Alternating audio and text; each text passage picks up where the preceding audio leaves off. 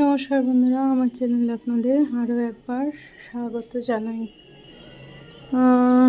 যে উদ্দেশ্য নিয়ে শীতের গাছগুলো বসালাম, মনটি খুব খারাপই হয়ে রয়েছে।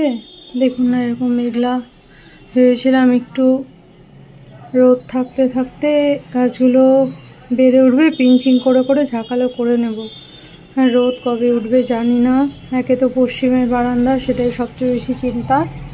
নইলে কোনো চিন্তা ছিল না, গোটা শীত জুড়েই গাছ বাড়তে পারতো, কিন্তু এখন একটু দুশ্চিন্তার মধ্যেই আছি।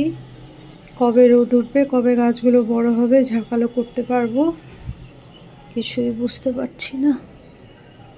দেখা যাক, প্রকৃতি মায়ের ওপরে তো কারো হাত নেই।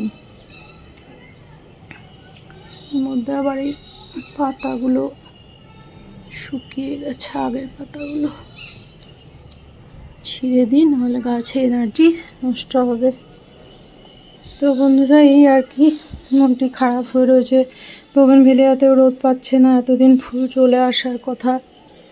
উল্টে পাতাগুলো একটু একটু হলুদ হয়ে পড়ে যাচ্ছে, কারণ এতটাই ওয়েদারটা এতটাই খারাপ। বোগেনভেলিয়ার জন্য তো একদমই ঠিক নয়। কি করা যাবে, কিছু করার নেই। হলুদ পাতাগুলোকে ফেলে ফেলে দিতে হবে। যে মাটি যেহেতু ভেজা রয়েছে, যেদিন জল দিয়েছি সেদিনই এরকম বৃষ্টি শুরু হয়েছে।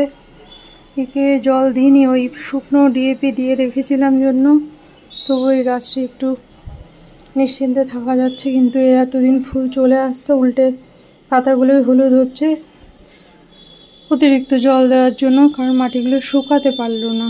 তো এই রইল বন্ধুরা, ভালো থাকবে সকলে।